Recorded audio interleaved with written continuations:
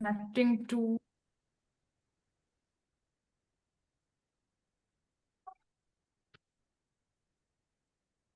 Puneet sir, आपकी आवाज wave कर रही है। मेरे ख्याल से आपका इंटरनेट थोड़ा अनस्टेबल दिखा रहा है। And we are connected since last 10 years with him. And he is also in the quest of academic excellence. And in the same quest, he has joined me to quest and to research and to proceed towards the academic excellence.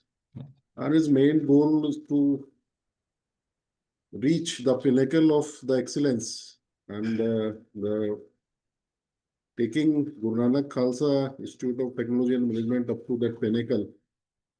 And I'm just helping him to organizing and to deliver this talk. And I'm thankful to the Puneet Jovi ma'am for a nice introduction. And let us start. First of all, we understand what we are going to talk today. And I just want to explain this thing with these two videos. Please have a look.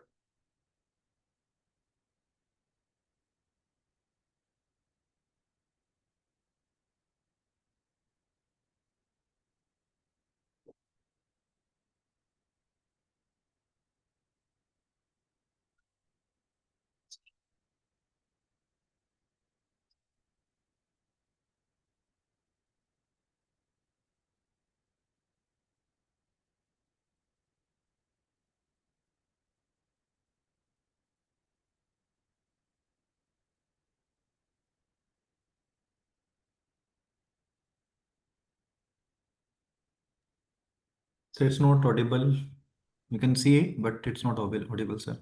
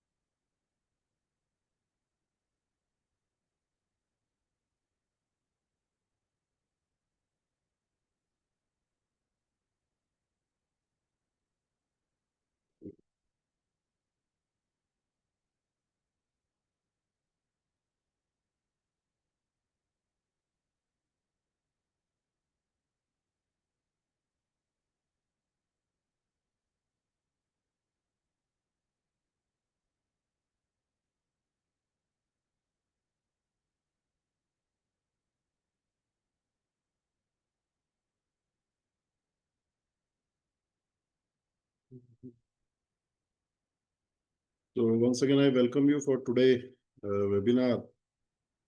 And in these two videos, you understand that there are two ladies, those who are professional. एक doctor है और एक advocate है, लेकिन वो भी अपने financial management के लिए अपने फैमिली मेंबर्स के ऊपर डिपेंड रहती है। तो यहाँ पर आज सबसे बड़ा क्वेश्चन हमारे बीच में है कि जो हम पैसा कमाते हैं, are we devote some time और वो understand the fundamental of investment. क्या हमारे फाइनेंशियल डिसीजन हम लोग इंडिपेंडेंटली ले पा रहे हैं या कोई और हमारी मदद करता है, किसी और व्यक्ति के ऊपर हम लोग डिपेंड हैं। तो इन सब बातों को लेकर के आज हम लोग चर्चा करने वाले हैं।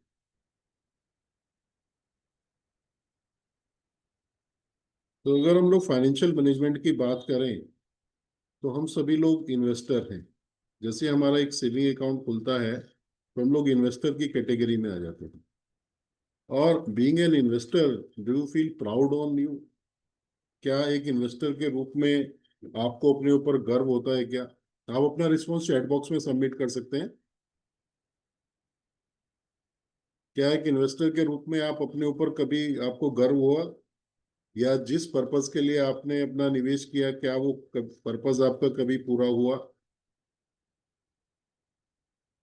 या कभी आप अपने इन्वेस्टमेंट की तरफ देखते हैं, या केवल एक मजबूरी की तरह ही हम उसे अपना निवेश करते हैं?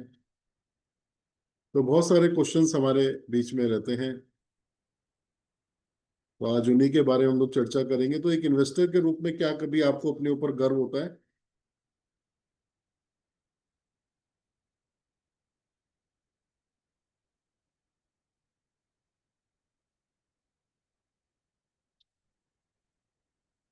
Yes, anybody else? कोई भी अपना रिस्पॉन्स चैट बॉक्स में सबमिट कर सकता है। I am waiting for your response.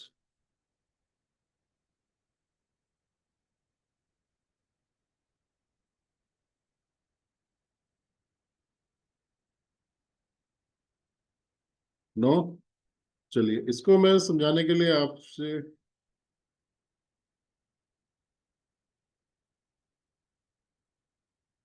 आपको एक इंसाइट देता हूँ। कल्पना कीजिए कोई भी फाइनेंशियल इंस्टीट्यूशन है। फाइनेंशियल इंस्टीट्यूशन की कैटेगरी में कौन आते हैं? Like bank, insurance company, mutual funds, stock market. अब यहाँ पर कल्पना की कोई बैंक है, उस बैंक के अंदर कोई भी इन्वेस्टर नहीं है। No one is there to invest their money. तो क्या वो बैंक आपको दिखाई देगा? क्या उसका कोई एग्जिस्टेंस होगा? यस और नो? क्या वो बैंक आपको दिखाई देगा? अगर किस बैंक में कोई व्यक्ति अपना पैसा जमा कराने के लिए ना जाए, तो वो बैंक आपको दिखाई देंगे क्या?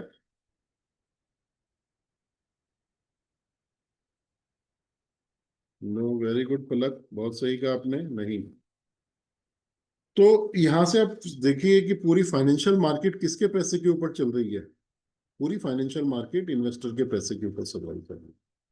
चाहे वो इंश्योरेंस हो, म्यूचुअल फंड हो, स्टॉक मार्केट हो, बैंक्स हो, कोई भी फाइनेंशियल इंस्टीट्यूशन आप लेंगे, उसका सोर्स, उसको एनर्जी कहाँ से मिल रही है? उसको एनर्जी आपके पैसे से मिलती है। So they survive on your investments, on your money. Like a two side of a coin. अगर एक तरफ मैं देखूं तो एक तरफ पूरे फाइनेंशियल इंस्टीट्यूशन है, दूसरी तरफ कौन है? इन्वेस्टर है, इन्वेस्टर मनी। और मैं कहूं कि बिना इन्वेस्टर के कोई भी इकोनॉमी, किसी भी कंट्री की इकोनॉमी सरवाइव नहीं कर सकती। Would you agree with me और नॉट? क्या आप मेरी बात से सहमत होंगे?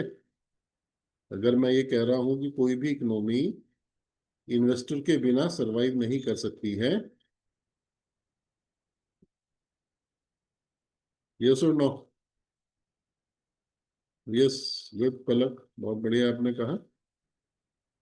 तो देखिए, इसमें आपके पैसे का होता क्या है? जो पैसा आप जमा करते हैं वो जाता कहाँ है? हम में से कोई व्यक्ति लोन लेगा, अपना रोजगार चलाएगा, हम में से चार लोगों को रोजगार देगा। तो इस प्रकार आपका पैसा जो है वो रोजगार सृजन के कार्यक्रम में लगता है। और जो कंट्री का लिवलीहुड जनरेशन प्रोग्राम है, वो सारा एक इन्वेस्टर के पैसे से पूरा होता है। कंट्री का जितना जीडीपी ग्रोथ है, डेवलपमेंट है, वो सारा एक इन्वेस्टर के पैसे से पूरा होता है।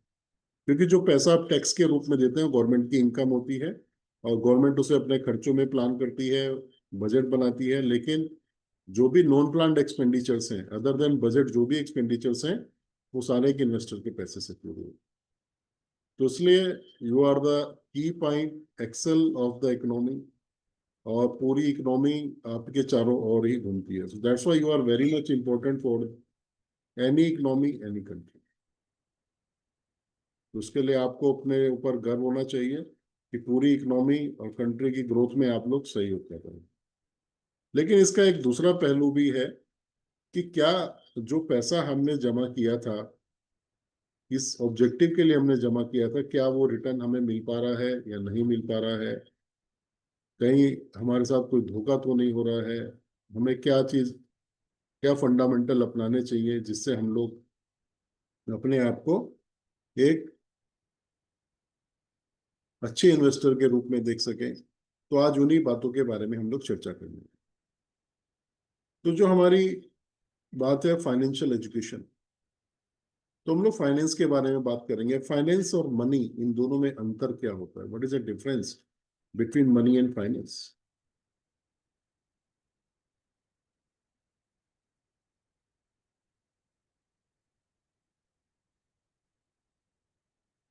कोई बताएगा मनी और फाइनेंस में क्या अंतर होता है? एक 100 रुपीज नोट को कब आप मनी कहेंगे और कब फाइनेंस कहेंगे? तो मनी क्या है? जिससे हम लोग अपने खर्चे पूरे करते हैं, जिस पैसे से हम लोग अपने एक्सपेंडिचर को मीट आउट करते हैं, वो मनी पार्ट है। और जिससे हम लोग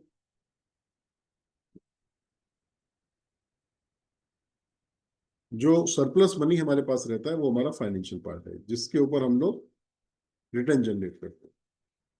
तो इसको पता लगाने का क्या टूल है? बट आपकी एक सर्टेन इनकम है, उसमें से मनी और फाइनेंशियल पोर्शन पता लगाने का एक टूल है, जिसे हम लोग बोलते हैं बजट। तो बजट में एक तरफ हम अपना इनफ्लो लिखते हैं, हमारी इनकम कितनी है। सेकंड साइड में हम लोग लिखते हैं हमारा एक्सपेंडिचर क्या है। और अगर हमारा इनकम कम है और एक्सपेंडिचर ज्यादा है, तो हमारा बजट कैसा हो जाता है? घाटे का बजट हो जाता है। तब हमें ईएमआई के ऊपर अपनी जिंदगी गुजारनी पड़ती है।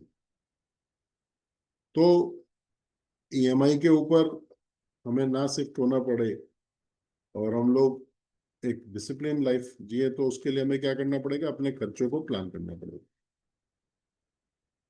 तो खर्चे हम लोग नीड और डिजायर में ब्रेक करते हैं कि हमारी नीड्स क्या हैं, हमारी डिजायर्स क्या हैं। और जो नीड्स हैं उनको हम लोग कर्टेल नहीं कर सकते, लेकिन डिजायर को हम लोग कर्टेल कर सकते हैं। तो इस प्रकार हम अपने सेविंग वाले पोर्शन को बढ़ा सकते हैं। अब अगर हम लोग अपने जीवन में समृद्धि लाना चाहते हैं और एक stress free financial life enjoy करना चाहते हैं, तो हमें ये जो इक्वेशन है, income minus expenses is equal to saving, इसे बदल करके सेविंग को अपने खर्चों में शामिल करना पड़ेगा। और इसको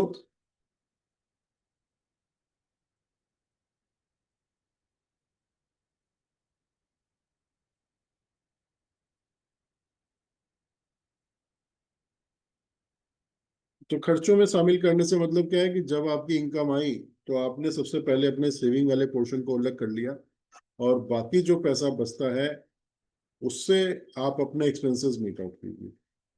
तो ये आपके जीवन में एक डिसिप्लिन लेकर के आएगा। डिसिप्लिन कैसे? कि फॉर एग्जाम्पल, अगर हम लोग पहली वाली इक्वेशन के अंदर बिलीव करते हैं और इनकम में से पहले एक्सपेंसेस मीट आउट करते हैं, तो क्या होगा कि कई बार हमारे एक्सपेंसेस कम होंगे, कई बार ज्यादा होंगे, तो हमारी सेविंग क्या होगी? कांस्टेंट ना होकर के वेरिएबल होगी।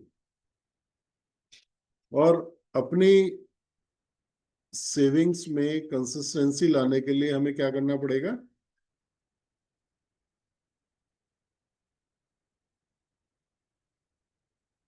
अपनी सेविंग में कंसिस्टेंसी लाने के लिए हर महीने हमें अपनी इनकम में से पहले उसे अलग कर लेना है, जिससे जो है हमारे जीवन में, हमारे वित्तीय जीवन में एक अनुशासन आ सके। तो सबसे पहला प्रिंसिपल तो ये हो गया। इसके बाद दूसरी बात क्या आ जाती है?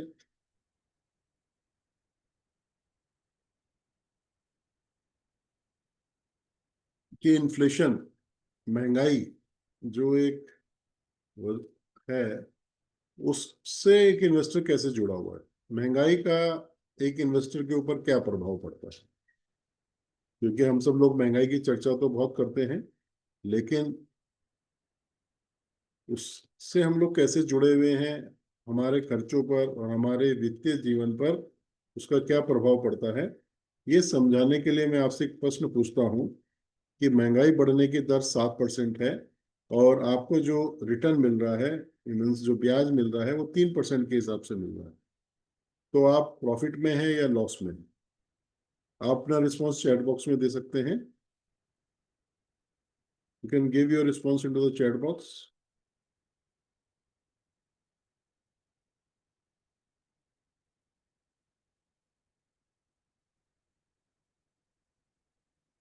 यस, मैं दोबारा क्वेश्चन आपको दे रहा हूँ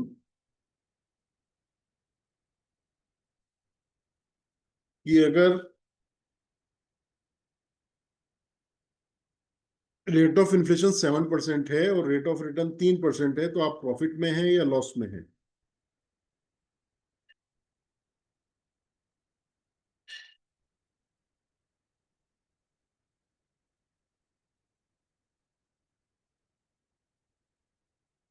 वेरी गुड।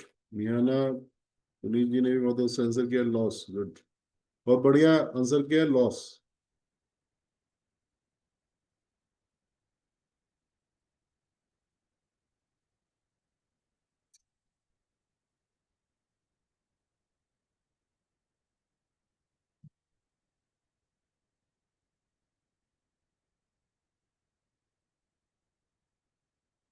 तो उसको हम लोग कैसे समझेंगे कि जैसे फॉर एग्जाम्पल कोई वस्तु अगर आज मुझे 100 रुपए की मिल रही है, तो 7% इन्फ्लेशन के साथ मुझे 1 साल के बाद वो 107 रुपए की मिलेगी। और अगर मैंने अपने 100 रुपए जमा किए हैं तो मेरे 100 रुपए की वैल्यू 3% इंटरेस्ट के साथ में 103 रुपए की हो जाएगी। तो अगर वो वस्तु मुझे 1 साल के बाद खरीदनी है तो मुझे 4 रुपए अपनी पॉकेट से मिलाने पड़ेंगे, दैट्स माई लॉस। और कहने का मतलब क्या हुआ कि जैसे अगर हम लोग किसी चीज को नापते हैं तो एक स्केल होता है, तो उसी प्रकार से जो हमारा इन्वेस्टमेंट है उसके ऊपर जो रिटर्न हमको मिल रहा है, उसको नापने का क्या स्केल है? इन्फ्लेशन। अगर हमारा रिटर्न इन्फ्लेशन से नीचे है तो हम लोग लॉस में है, और अगर हम हमारा रिटर्न इन्फ्लेशन से ज्यादा है तभी हम लोग लाभ की स्थिति में। तो यहाँ पर आप देख सकते हैं कि आप प्रॉफिट में है या लॉस में है, by comparing your interest with inflation. अब इन्फ्लेशन का दूसरा इम्पैक्ट हमारे घर के खर्चों पर पड़ता है और हमारी सेविंग के ऊपर पड़ता है। तो इसे नापने का क्या तरीका है? इसको नापने का तरीका है कि हम लोग उसको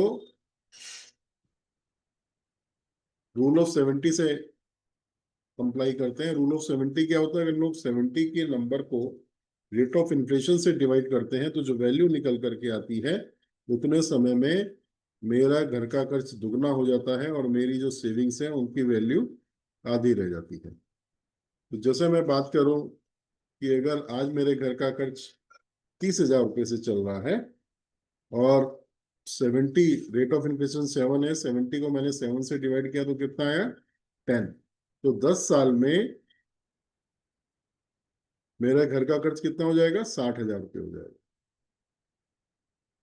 अब आप कहेंगे सर ये कैसे होगा? तो इसको समझने के लिए अगर आज से आप 10 साल पीछे जाएं तो जो आटा आपको 15 से 20 रुपए किलो मिलता था, आज उसी के लिए आप 30 से 40 रुपए खर्च करते हैं। क्यों करते हैं? क्या कोई 1 किलो का वजन बढ़ा है या क्वालिटी बढ़ी है? ऐसा कुछ भी नहीं हुआ है, लेकिन चीजों के दाम बढ़ते हैं और इसी को हम लोग इन्फ्लेशन बोलते हैं। तो आज की अगर 10 साल 15 साल के बाद देखें तो इसी घर को चलाने के लिए आपको 60 से 70 हजार रुपए खर्च करने पड़े। So that is the impact of inflation on your expenditure. और अगर मैं बात करूं कि अगर आपने से 1 लाख रुपए अपने घर के अंदर रखे हैं, सेव करके रखे हैं, तो 10 साल के बाद उनकी कीमत 50,000 रुपये रह जाने वाली है। अब पुनीत मैडम कहेंगे सर आप गलत कह रहे हैं, अगर मैं 1 लाख रुपए 10 साल के बाद भी गिनूंगी तो 1 ही लाख रुपए नजर आएंगे। Yes you are right madam, कि अगर आप उसे काउंट करेंगे तो 1 ही लाख रुपए रहेंगे। लेकिन मेरा कहने का मतलब क्या है कि जो सामान आज मैं 50,000 रुपये दे करके ले सकता हूँ, 10 साल के बाद उसी सामान को लेने के लिए मुझे 1 लाख रुपए खर्च करने होंगे। That is the impact of inflation on my savings. तो इससे बचने का क्या तरीका है? इससे बचने का तरीका है कि हमें अपनी सेविंग को जल्दी से जल्दी इन्वेस्टमेंट में कन्वर्ट करना चाहिए।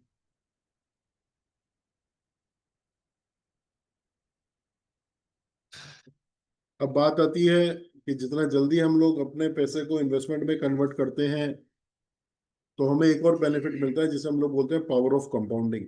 पावर ऑफ कंपाउंडिंग क्या होता है? पावर ऑफ कंपाउंडिंग एक ऐसा अजूबा है जिसमें हमारा पैसा डबल होने लगता है।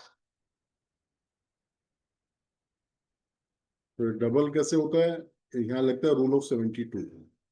अगर हम लोग 72 को रेट ऑफ रिटर्न से डिवाइड करते हैं तो उतने समय में मेरा पैसा डबल हो जाता है। जैसे मैं कहूँ कि भाई रिटर्न आपका 12% है, तो 72 को अगर मैं 12 से डिवाइड करता हूँ तो कितनी वैल्यू आएगी? 6।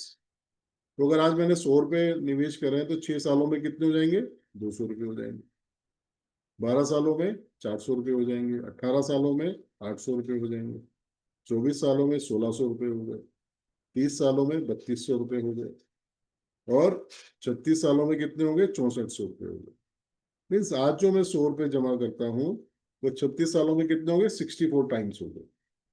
So that is the benefit of power of compounding. तो उसमें क्या मतलब हुआ कि जितना जल्दी आप अपना इन्वेस्टमेंट शुरू करते हैं उसके ऊपर पावर ऑफ कंपाउंडिंग का इम्पैक्ट लगने लगता है और आपका पैसा एक निश्चित अवधि के बाद दुगना होने लगता है। That is the effect of power of compounding.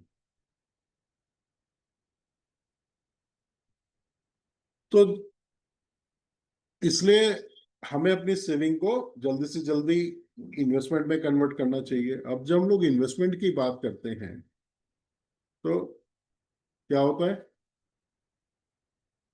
Puneet madam, आपको मेरी आवाज आ रही है? Audible to you? आप अनम्यूट कर सकते हैं, चेक कीजिए। Yes, sir, you are audible, sir. Thank you, thank you. अब पुनीत मैम, मैं आपसे पूछता हूँ कि अगर मुझे कुछ पैसे की आवश्यकता है, मैंने कहा कि मुझे आप कुछ पैसे उधार दे दीजिए, तो आप मुझे पैसे एक उधार एक देंगे? मिनट सर, एक मिनट सर। हाँ जी। जैसे अगर मुझे कुछ पैसे की आवश्यकता है और मैं आपसे कुछ पैसे मांगू तो आप मुझे उधार देंगे क्या? एक मिनट सर। हाँ जी, अब बताएं सर। ठीक है। मैं ये पूछ रहा था कि अगर मुझे कुछ पैसे की आवश्यकता है और मैं आपसे पैसे उधार मांगू तो आप मुझे पैसे उधार देंगे क्या? सर बिल्कुल दूंगी सर। Good, good. अब आप मैडम ने थोड़ा इमोशनल होकर आंसर किया है क्योंकि वो पहले से परिचित हैं, तो नहीं इसलिए। सर, आप इतने एक्सपर्ट हैं, एक्सपीरियंस है, आपको बहुत कुछ पता है, मुझे तो आपके जैसे बन नहीं सकती हूँ नहीं एक्सपीरियंस। नहीं, गुड तो गुड आपको तो मैं आंखें बंद करके दूंगी। गुड। लेकिन अब देखो, उसमें बात ये आ रही है कि जब फॉर एग्जाम्पल अगर मेरा मित्र ही मुझसे पैसे मांगे तो मुझे एक डर लगता है।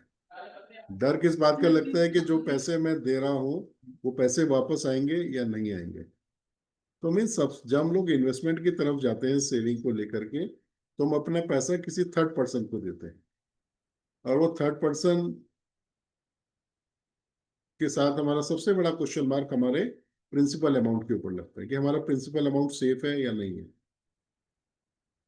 और उसके बाद फिर हम तो देखते हैं भाई जो इन्होंने हमें रिटर्न कमिट किया है वो रिटर्न कैसे आएगा, इनका बिजनेस मॉडल क्या है। तो अगर वो बिजनेस मॉडल जो रिटर्न से ज्यादा अर्न कर रहा है तभी वो उतना रिटर्न दे पाएंगे। तो इस तरह से हम अपने रिस्क को इंश्योर करते हैं और जितना बारीकी से हम इस एनालिसिस को करते हैं उतने अच्छे इन्वेस्टर हम लोग बन जाते हैं। तो दैट्स व्हाई इन्वेस्टर और इन्वेस्टमेंट इज एन आर्ट। एक इन्वेस्टमेंट करना एक कला है और वो कला क्या है? अपने इन्वेस्टमेंट से जुड़े हुए रिस्क को जितना बारीकी से आप समझ लेते हैं उतने अच्छे इन्वेस्टर आप लोग बन जाते हैं। ये बिल्कुल वैसे ही है जैसे हम लोग घर के अंदर बैठे हुए हैं तो अपने आप को सुरक्षित मानते हैं और जैसे हम लोग रोड साइड के पर आते हैं, रोड पर आते हैं, तो क्या होता है? हमें कुछ नियम फॉलो करने पड़ते हैं। अगर वो नियम हम लोग फॉलो ना करें तो क्या होता है? एक्सीडेंट हो जाता है। और एक्सीडेंट की सिवियरिटी उसके ऊपर डिपेंड करती है कितना बड़ा रूल आपने तोड़ा है। तो इसी प्रकार जब आप अपनी सेविंग को इन्वेस्टमेंट में कन्वर्ट करते हैं तो आपको कुछ रूल्स फॉलो करने पड़ते हैं और आपकी सेविंग के ऊपर एक रिस्क इम्पोज हो जाता है। उस रिस्क का एनालिसिस आपको करना पड़ता है और जब आप उस रिस्क को पूरा एनालाइज करके अपने आप को इंश्योर कर लेते हैं तभी आप एक अच्छे निवेशक बन सकते हैं। तो हम लोग अब इन्वेस्टमेंट की बात करते हैं। तो जो लोग अभी अर्ली एज में हैं वो लोग एग्रेसिव इन्वेस्टर हो सकते हैं क्योंकि उनके पास करेक्शन का टाइम है। लेकिन जो लोग 40-50 की उम्र क्रॉस कर चुके हैं तो उनके पास अब करेक्शन का टाइम नहीं है। तो उनको अपने एग्रेशन को कंट्रोल करना पड़ेगा और कंजर्वेशन को अडॉप्ट करना पड़ेगा क्योंकि वो लोग बहुत अधिक एक्सपेरिमेंट करने की पोजीशन में नहीं है। जो भी उनके पास है वही उनके फ्यूचर के लिए अवेलेबल होगा।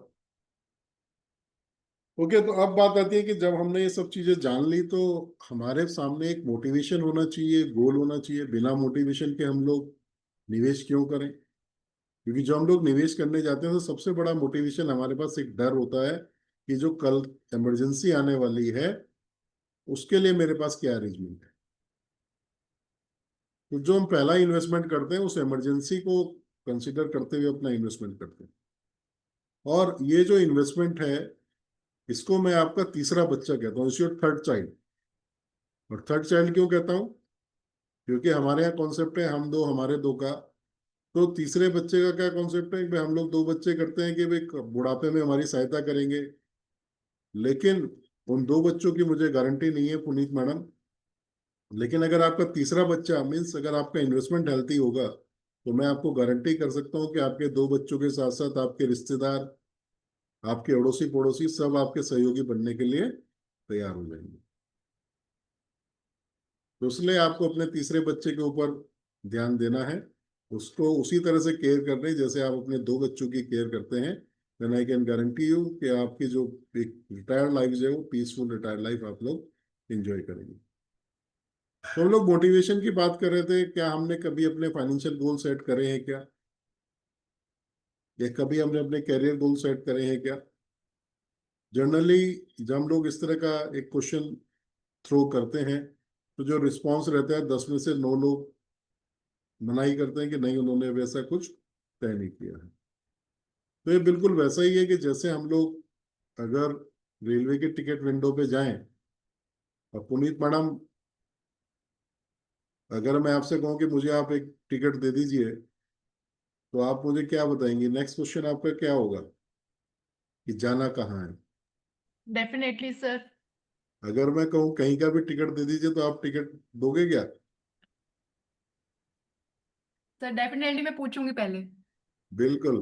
तो हमारी स्थिति बिल्कुल वैसी है, हम लोग अपना डेस्टिनेशन जब तक डिफाइन नहीं करेंगे तब तक करेक्ट हम लोग करेक्ट। उसको अचीव नहीं कर सकते। तो चाहे वो आपके करियर के डेस्टिनेशन हो चाहे आपके फाइनेंशियल डेस्टिनेशन हो उनको डिफाइन करना बहुत जरूरी है। और इसी को हम लोग बोलते हैं फाइनेंशियल गोल सेटिंग।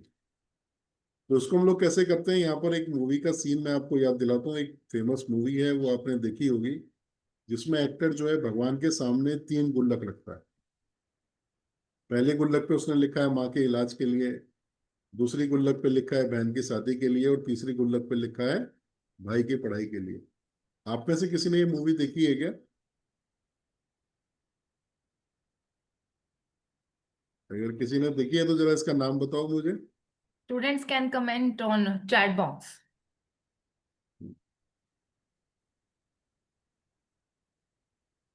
सर पुरानी मूवी बच्चे कहानी। ओके, तो ये मूवी है मुझसे शादी करोगी, लेकिन मुझे उससे वो नहीं है। लेकिन एक सीन को आप याद कीजिए जिसमें जो है एक्टर के पास ये 3 लाइबिलिटीज हैं। इसी प्रकार आप अपनी लाइबिलिटी जब अपने परिवार के साथ बैठते हैं तो आपको अपनी लाइबिलिटी पता चलती हैं। और जो लाइबिलिटी आपके सामने है वही आपके फाइनेंशियल गोल्स है। तो इसी प्रकार आप अपने परिवार के साथ बैठ करके अपने फाइनेंशियल गोल डिफाइन कर सकते हैं। फिर जब फाइनेंशियल गोल आप लोग पहले कॉलम में लिख लीजिए, फिर उसके बाद उन फाइनेंशियल गोल को पूरा करने के लिए कितने पैसे की आवश्यकता होगी वो आप दूसरे कॉलम में लिख लीजिए। फिर तीसरे कॉलम में लिखिए कि उसके लिए कितने समय में उस गोल को आप अचीव करना चाहते हैं। फिर चौथे कॉलम में आ जाएगा भाई उस टाइम से आप अमाउंट को टाइम से डिवाइड कीजिए, तो हर महीने आपको कितना पैसा बचाना है। फिर उसके बाद आप जहाँ इन्वेस्ट कर रहे हैं उसके प्रोडक्ट का नाम लिखिए, फिर उसके प्रोडक्ट के ऊपर आपको रिटर्न क्या मिल रहा है। तो जितने समय के लिए आप इन्वेस्ट करने वाले हैं उतने समय के बाद उस रिटर्न को लेते हुए ऐड करते हुए आपके इन्वेस्टमेंट की वैल्यू क्या होगी। तो ये पूरा एक फाइनेंशियल प्लान आपके सामने आ जाता है। तो उस प्रकार जब हम लोग निवेश शुरू करते हैं तो ये फाइनेंशियल प्लान रेडी करना बहुत जरूरी हो जाता है। अब इसके बाद एक और बात आ जाती है कि वो गुल्लक उसने भगवान के सामने क्यों रखी? तो भगवान के सामने इसलिए रखी क्योंकि यहाँ पर एक रूल लगता है, लॉ ऑफ अट्रैक्शन।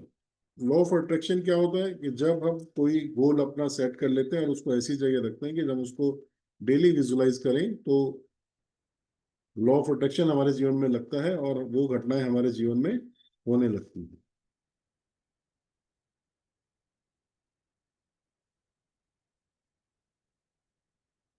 अब हमारे सामने क्या क्या ऑप्शन है, कहाँ कहाँ हम लोग निवेश कर सकते हैं। तो जो ऑप्शन हमारे सामने है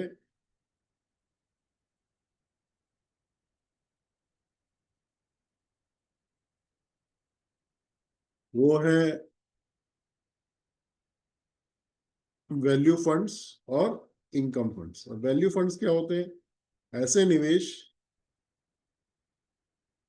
जहां पे हमारा निवेश टाइम के साथ बढ़ता है, जैसे प्रॉपर्टी में, गोल्ड के अंदर, आर्ट कलेक्शन, इक्विटी शेयर्स। तो आप एक पर्टिकुलर टाइम के बाद जो है हम लोग इसलिए निवेश करते हैं कि हमें पता है कि अगर हमने आज किसी लैंड के अंदर निवेश किया तो कुछ समय के बाद उसकी कीमत बढ़ेगी।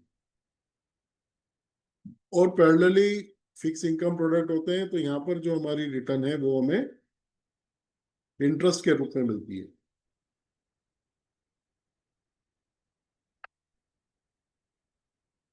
जैसे हम लोग एफडी करते हैं, पीपीएफ है, एनएससी है, बॉन्ड्स हैं, तो यहाँ से हमको इंटरेस्ट के रूप में इनकम मिलती है।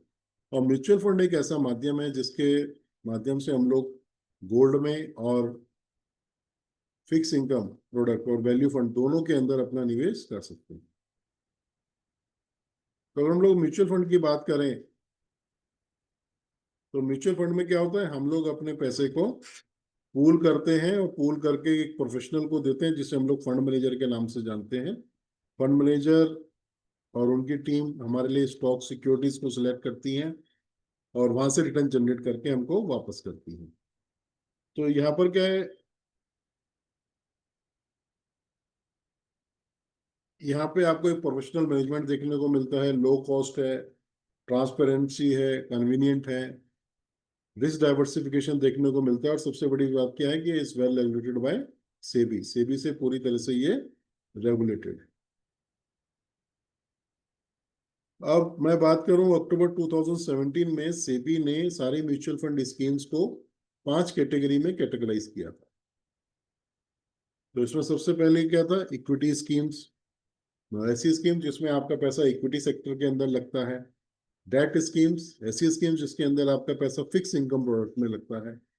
हाइब्रिड स्कीम्स, ये ब्लेंडेड प्रोडक्ट होते हैं इक्विटी और हाइब्रिड डेट का, और इसमें आप दोनों पोर्शन को प्रोपोर्शनेट वैल्यू के अकॉर्डिंग एंजॉय कर सकते हैं। देन सॉल्यूशन ओरिएंटेड स्कीम, अगर आप रिटायरमेंट, बच्चों के एजुकेशन के लिए कोई सोल्यूशन चाहते हैं तो इस तरह की स्कीम्स को हम लोग सोल्यूशन ओरिएंटेड स्कीम्स में रखते हैं। अगर आप इंडेक्स फंड, ईटीएफ या फंड ऑफ फंड्स को एंजॉय करना चाहते हैं तो ऐसे निवेश अदर स्कीम्स की कैटेगरी में आते हैं।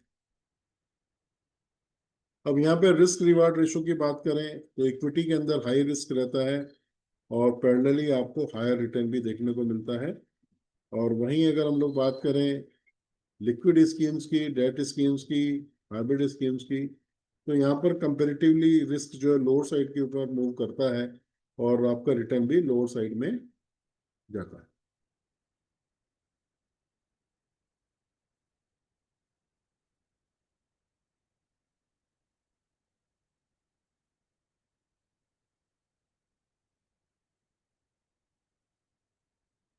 अब यहाँ पर अगर आपका गोल शॉर्ट टर्म के हिसाब से है, आप 1 साल या उससे कम समय के लिए निवेश करना चाहते हैं तो ओवरनाइट फंड में निवेश कर सकते हैं। 1 से 3 सालों के लिए निवेश करना चाहते हैं तो डेट फंड में निवेश कर सकते हैं। 3 से 6 सालों के निवेश करना चाहते हैं तो हाइब्रिड फंड में निवेश कर सकते हैं। 6 से 10 सालों के लिए निवेश करना चाहते हैं तो डाइवर्सिफाइड इक्विटी फंड्स में निवेश कर सकते हैं। और 10 से अधिक सालों के लिए करना चाहते हैं तो diversified mid cap, small cap या सेक्टरल म्यूचुअल फंड के अंदर भी आप लोग अपना निवेश कर सकते हैं। अब म्यूचुअल फंड में निवेश करने के क्या क्या अलग अलग तरीके हैं, अगर उनके बारे में हम लोग बात करें तो सबसे बड़ा तरीका है सिप, सिस्टमेटिक इन्वेस्टमेंट प्लान। ये आजकल हमारे बीच में बहुत अधिक पॉपुलर है और ये बिल्कुल एक आरडी की तरह से होता है। इसमें हम लोग एक अपना अमाउंट तय करते हैं और एक पर्टिकुलर डेट के ऊपर वो अमाउंट हमारे सेविंग अकाउंट से डेबिट होकर के हमारे म्यूचुअल फंड अकाउंट में क्रेडिट हो जाता है, और वहां से फिर हमारा जो निवेश है वो रेगुलरली चलता रहता है जब तक हम उसे चाहते हैं। तो यहाँ पर एक एग्जांपल हम लोग लेते हैं कि अगर कोई व्यक्ति 1,000 रुपये महीना का सिस्टमेटिक इन्वेस्टमेंट प्लान शुरू करता है और उसका रिटर्न हम लोग 8% मान करके चलें, और वो 60 साल की उम्र तक अपना निवेश करता है, तो अगर उसकी स्टार्टिंग एज 25 साल है तो उसका इन्वेस्टमेंट होराइजन कितना हो जाता है? 60 माइनस 25, 35 ईयर्स का। और इन 35 सालों में उसका जो निवेश है वो 4,20,000 रुपये का होता है, जबकि उसका जो कॉर्पस बनता है वो 23,09,000 रुपये का बनता है। वही कोई व्यक्ति अगर 30 साल की उम्र से शुरू करता है तो उसका होराइजन कितना होता है? 30 साल का रहता है, और इन 30 सालों में उसका निवेश 3,60,000 रुपये का होता है, जबकि उसका कॉर्पस 15 लाख रुपए का बनता है।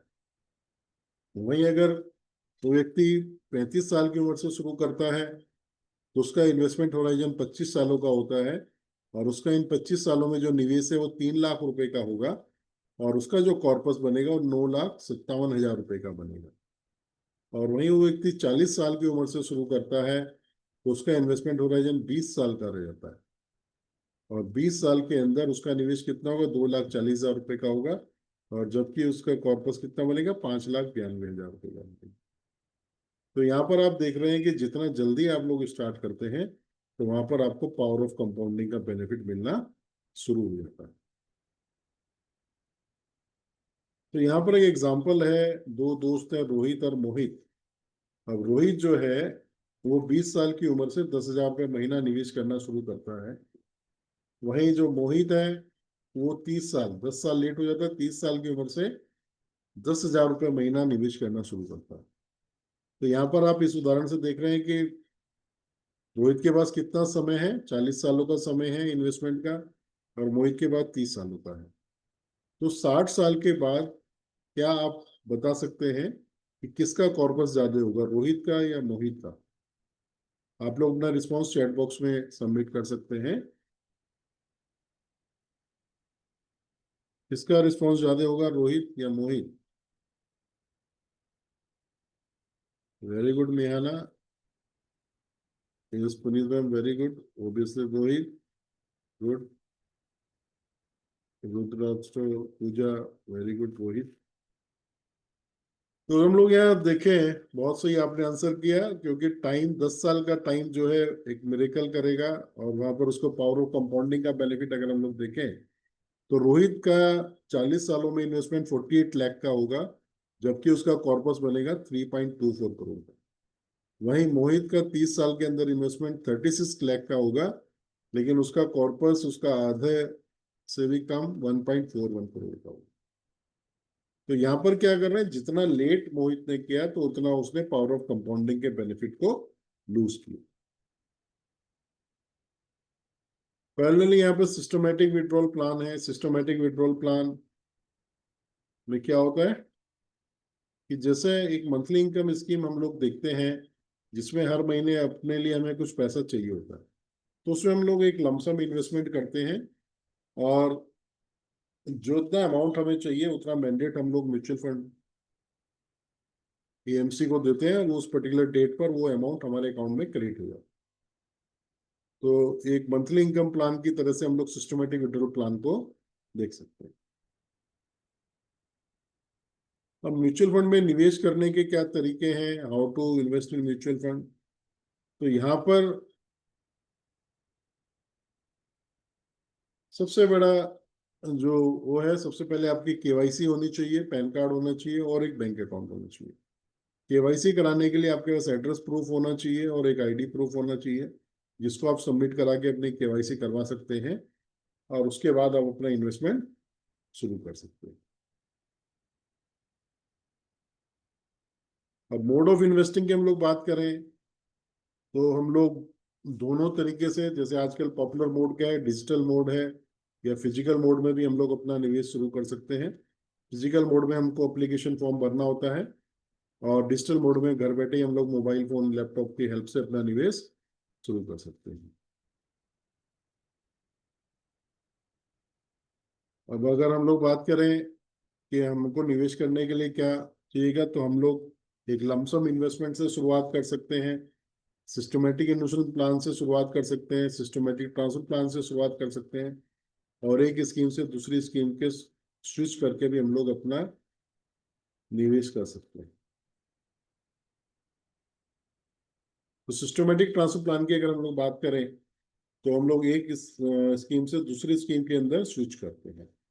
तो इसमें क्या होता है कि जो अगर हम लोग एक लमसम इन्वेस्टमेंट कर रहे हैं, तो लमसम इन्वेस्टमेंट हम लोग डेट फंड के अंदर करते हैं, और वहां से छोटे छोटे अमाउंट को इक्विटी की तरफ लेकर के जाते हैं, जिससे हम अपने इन्वेस्टमेंट के ऊपर रिस्क को मिनिमाइज करते हैं। इसके बाद नॉमिनेशन एंड कंप्लेंट रिड्यूसल की हम लोग बात करें, तो नॉमिनेशन क्यों जरूरी है, क्योंकि जो हम लोग अपना निवेश करते हैं वो किसी अपने परिवार की जरूरत को केंद्र में रखते हुए करते हैं। तो उनकी जरूरतों के अकॉर्डिंग हम लोग अपने जिस निवेश को हमने बेटे के लिए किया है, बच्चों के लिए किया है, उसमें बच्चों को नॉमिनी बना सकते हैं।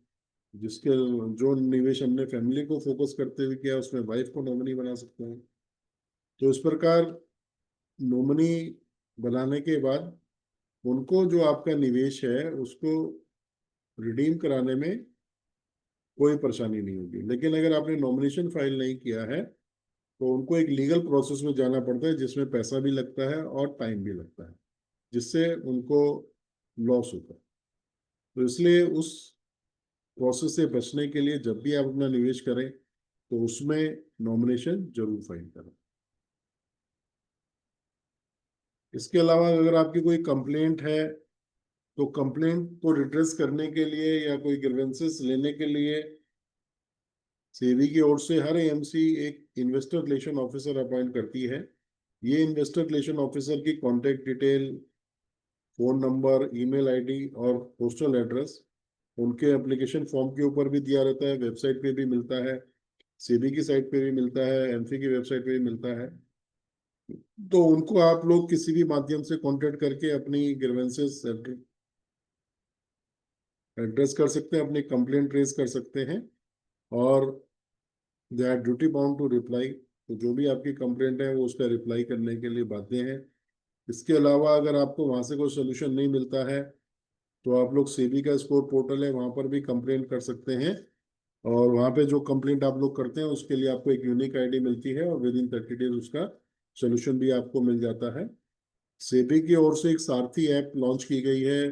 इस सारथी ऐप के अंदर आपको इन्वेस्टमेंट से रिलेटेड सारी जानकारियां मिल जाती हैं, और इसमें आप लोग स्कोर पोर्टल के माध्यम से भी यहाँ पर कंप्लेंट आप लोग कर सकते हैं। इसके अलावा सेबी ने इन्वेस्टर की नॉलेज इनहेंस करने के लिए इस तरह के प्रोग्राम तो हम लोग करते ही हैं। इसके अलावा एक सेबी एनआईएसएम के जॉइंट वेंचर से एक joint certification investor certification examination launch किया गया है। ये फ्री ऑफ कॉस्ट है, और इसमें आप अपनी नॉलेज, अपनी अवेयरनेस को चेक कर सकते हैं, और अपने लिए आप सर्टिफिकेट ऑब्टेन कर सकते हैं। तो ये इसमें एड्रेस और फोन नंबर दिए हुए हैं, इनके ऊपर संपर्क करके इन्वेस्टर सर्टिफिकेशन एग्जाम में आप लोग अपेयर हो सकते हैं। तो एक डिस्क्लेमर है, डिस्क्लेमर जो है वो आपको अवेयर कराने के लिए होते हैं, क्योंकि जो भी इन्वेस्टमेंट्स हैं उनके साथ रिस्क जुड़ा हुआ होता है। वो रिस्क जब आप समझ लेते हैं तभी अपना निवेश करें। तो इसमें यह है कि mutual fund investment are subject to market risk and read all scheme related documents carefully. तो सोचकर समझकर निवेश कर, ये सूत्र वाक्य है आपके निवेश का, कि आपको पहले अपने निवेश से जुड़े हुए सारे रिस्क समझने चाहिए, और फिर उसके बाद ही आपको अपना निवेश करना चाहिए। तो ये यूटीआई इंडिया इन्वेस्ट करो, स्वतंत्रता इंडिया इन्वेस्ट करो का एक इन्वेस्टर एजुकेशन इनिशिएटिव है।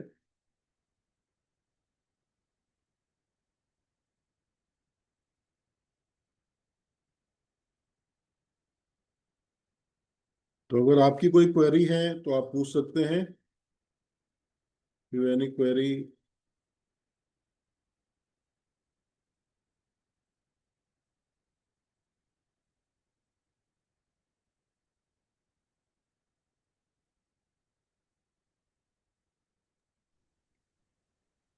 सर जैसे म्यूचुअल फंड्स का यूनिट प्राइस पर रहता है, हम्म तो यूनिट प्राइस अगर बहुत कम हो जाए मार्केट अपडेशंस की वजह से, हम्म हम्म तो हम्म लॉस भी तो हो सकता है इन्वेस्टर को म्यूचुअल फंड में। बिल्कुल बिल्कुल बिल्कुल सही कह रहे हैं आप लोग मान लो कि कोई चीज मैंने 10 रुपीज की ली है, हम्म और म्यूचुअल फंड का कोई भी यूनिट, उसका हम्म प्राइस है, यूनिट प्राइस है 10 रुपीज। तो हम्म अगर वो इन एनी केस बहुत स्लम मार्केट में वो 9 रह जाता है या 8 आ जाता है, हम्म तो ये तो नहीं है कि वो मुझे 10 पे ही करेंगे अकोमोडेट, बिल्कुल बिल्कुल बिल्कुल लॉस रहेगा, है ना। बिल्कुल ये नहीं मुझे कई बिल्कुल बार कंफ्यूजन रहती है म्यूचुअल फंड्स में, वो नहीं कहते नहीं हैं नहीं नहीं कि नहीं नहीं नहीं नहीं बिल्कुल आप सही कह रहे हैं यही कंफ्यूजन आपको दूर करना चाहिए जी कि इसमें रिस्क क्या है म्यूचुअल फंड में अगर आप फॉर एग्जांपल आप एनएफओ में गए न्यू फंड ऑफर में गए वहां जी पे जी आपको जी। 10 रुपए के हिसाब से यूनिट मिली तो यस। इस बात की कोई गारंटी नहीं है कल वो 5 रुपए नहीं रह जाएगी रेयस ये मुझे रहता है कि वो जो अपना अ, म्यूचुअल फंड का जो भी वो दे रहे होते हैं हमें वैल्यू, वो ये कह रहे होते हैं कि 10 रुपीज का है मिनिमम ऑफर, तो ये इससे कम होगा नहीं, और इससे ऊपर जो जाएगा वो आपको प्रॉफिट नहीं नहीं रहेगा। तो वो मेरा क्वेश्चन ये ऐसा होता है, अगर अगर इन एनी केस देखिए मैडम 10 से ये कम हो गया तो। यहाँ पर मैं आपको क्लियर कर दूं कोई भी ये बात नहीं कर सकता है ये 10 से कम नहीं होगा अगर कोई भी आपके पास एजेंट आ रहा है या ब्रोकर आ रहा है तो अगर वो ये सब यूज कर रहे हैं कि 10 से नीचे नहीं जाएगा तो वो क्राइम करे उस चीज को अगर जी। आप रिकॉर्ड करके वो सबमिट करेंगे सेबी को ही सबमिट करेंगे तो वो उसमें तो इसलिए कोई भी म्यूचुअल फंड शेयर मार्केट के अकॉर्डिंग अंदर कोई भी गारंटेड वर्ड यूज नहीं कर सकता है तो यही यहाँ पर गारंटेड नहीं यूज कर सकते जी, और मुझे लगता है शायद ये ऑफर्स हमें लॉन्ग टर्म में बेनिफिशियल रहती हैं। बिल्कुल वो लंबे समय के लिए तो रहता ही है लेकिन यहाँ पर रिस्क यही है कि क्योंकि इक्विटी मार्केट के अंदर निवेश करते हैं और तो इक्विटी मार्केट वोलाटाइल है और वोलाटाइल जी। होने की वजह से आपकी एनएवी हो सकता है कि अगले दिन बढ़ भी जाए और कम भी हो जाए कम भी हो जाए।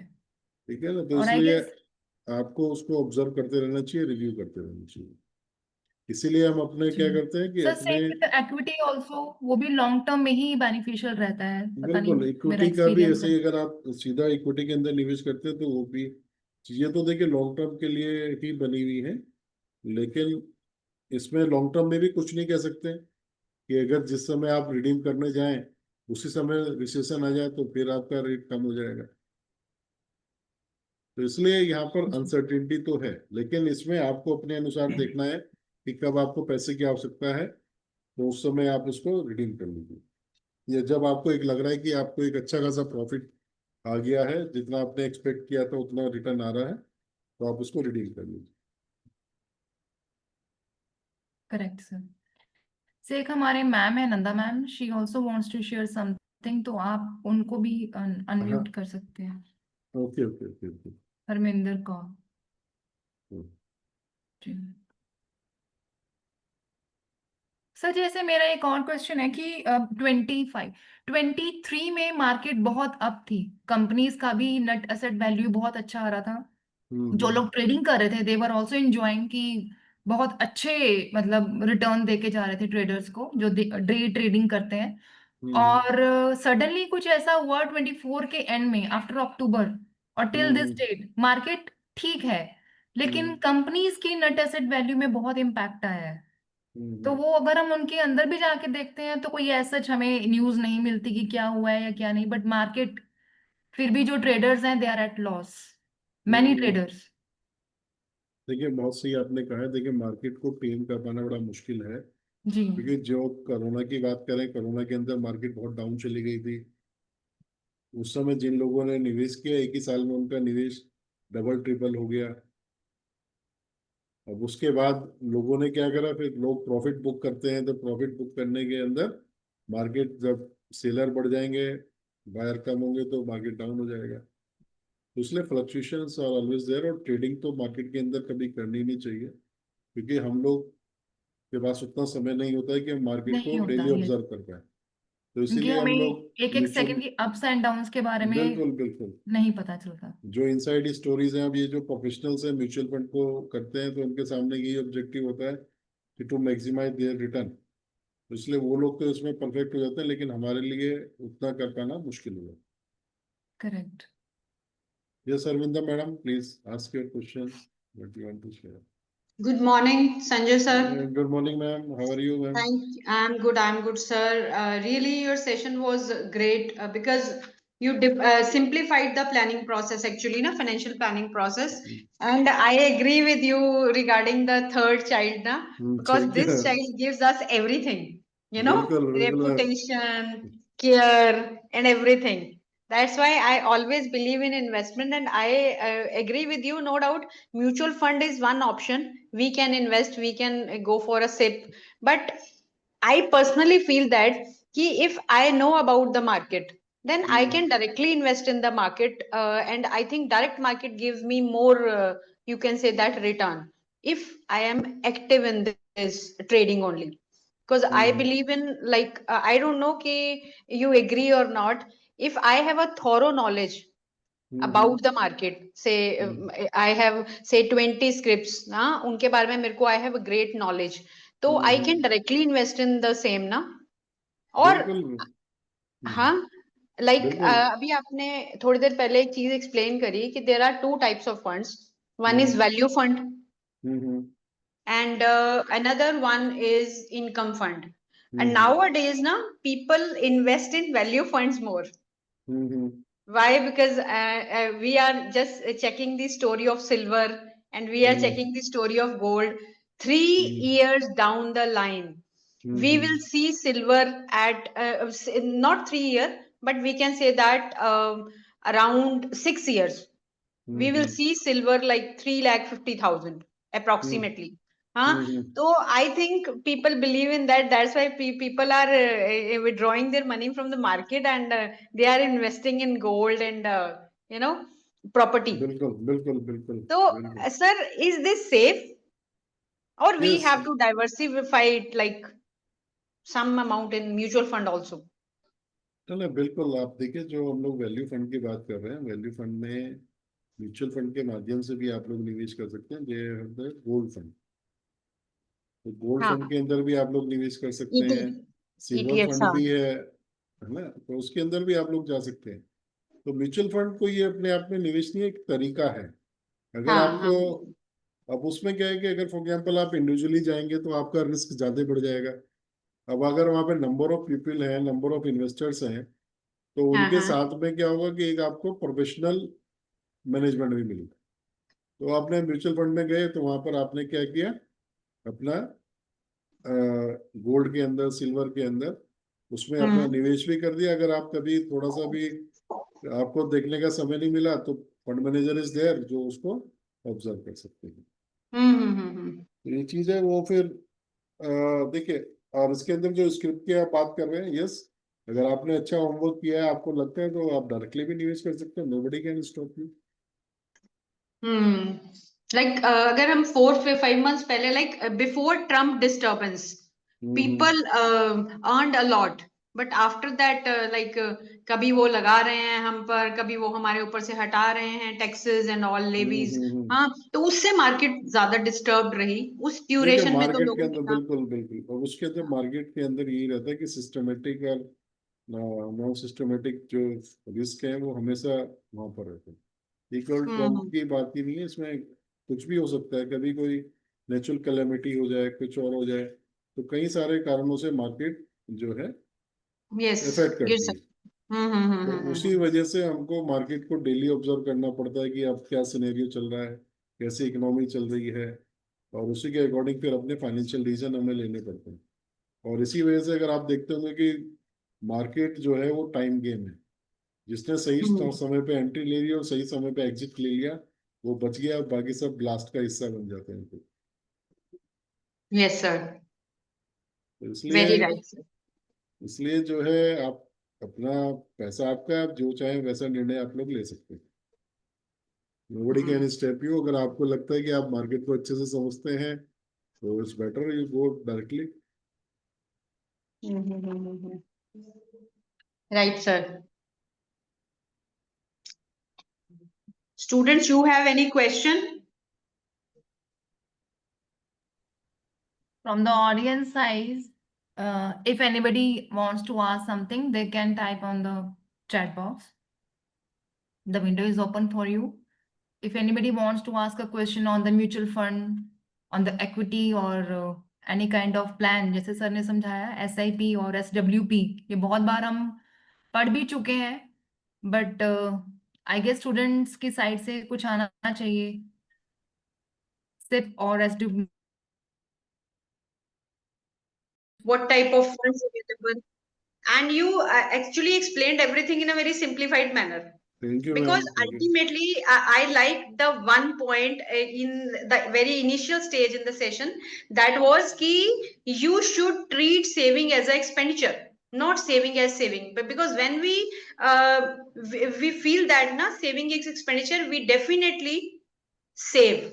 Like this is my milk bill, this is my ration bill, this is my bill of saving. So Saving, people yes. will definitely save. Yes, this is very good point which I actually learned from you. Because Thank na you. one I think 4 or 5 days back my mama ji came to my house and he said, beta ghar nahi chalta. I said, क्यों? कहते बेटा insurance की installments जाती हैं, mutual fund जाता है, ये जाता है. I said, uncle, this is saving, this is investment. He said, नहीं बेटा ये खर्चा है. तो now I connect that thing with your thing. Like Right now it's I'm expenditure. telling you, sir, that man save 1,50,000 per month in Oh, such good, things. good, And he said, good. dal roti is the problem.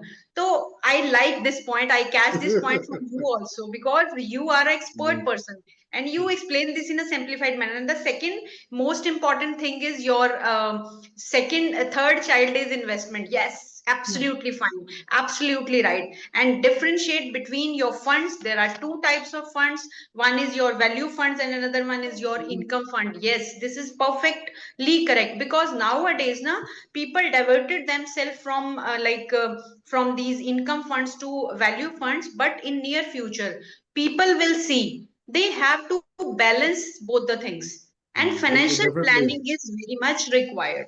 And either they go for some certificate courses. Like for students na, this is very essential, they must go through these certificate courses, because they understand more professional way they can, if we can say that, invest. Yes, yes. Thank you, sir. Sir, please, next time you come with some new topic. No doubt your style of presentation is really Thank you, good. ma'am. Thank you. Very Thank you, great. ma'am.